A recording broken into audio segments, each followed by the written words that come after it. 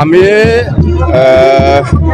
বিপেফ দলৰ হৈ পেলাই কোনোবা দলৰ লগত যে প্ৰত্যাহ্বান হ'ব এইটো আমি আমাৰ লগত প্ৰত্যাহ্বান কৰিব পৰা কোনো দল নাই। এই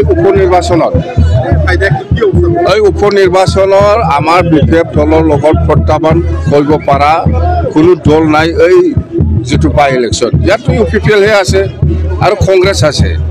ইহঁতকতো আমি এমপি ইলেকশনতে হাৰাই দিছে আৰু উপনিৰ্বাচনত প্ৰশ্নই নাহে। 17 বছৰে আপোনালোকে একো কাম কৰা নাই বুলি কৈ আছে মিত্ৰজোঁটৰ পৰা। আমি 17 বছৰত খুব শান্তিপূৰ্ণভাৱে বিপেফ দলে শাসন কৰি আহিছে, কাম কৰি আহিছে, ৰাইজে সব দেখি আছে। কিন্তু এইটোকে কৈছোঁ মই, প্ৰমোদ বড়োৱে 4.5 বছৰত একো কাম কৰা নাই। অকল কাৰিগাঁৱৰ পৰা কোকৰাঝাৰলৈকে যোৱা যিটো ৰাস্তা ইয়াত স্পীড ব্ৰেকাৰ বনাইছে সেইটোৱে কাম কৰিছে, বেলেগ কাম কৰা নাই। প্ৰাক্তন মন্ত্ৰী চন্দন ব্ৰহ্ম বিয়োগত অহা সম্ভাৱনা আছে নেকি?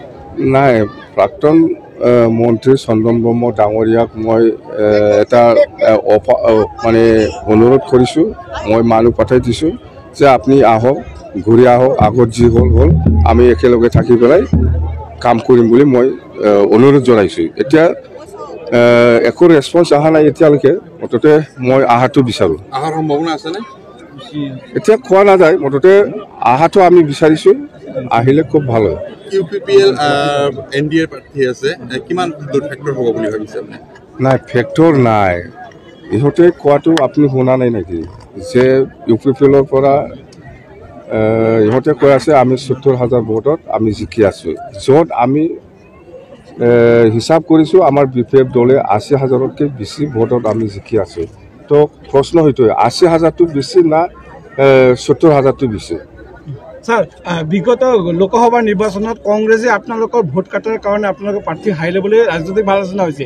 এই বছৰে কংগ্ৰেছে প্ৰাৰ্থী দিছে, কিবা তেনেকুৱা সম্ভাৱনা আছে? কংগ্ৰেছে নাই, নিজৰ পাৰ্টিৰ কথা কেণ্ডিডেট দিব লাগে দিছে, কিন্তু কংগ্ৰেছ ফেক্টৰ নহয় আমাৰ এই চিটলি সমষ্টিত, ইউপিপিএলো ফেক্টৰ নহয়।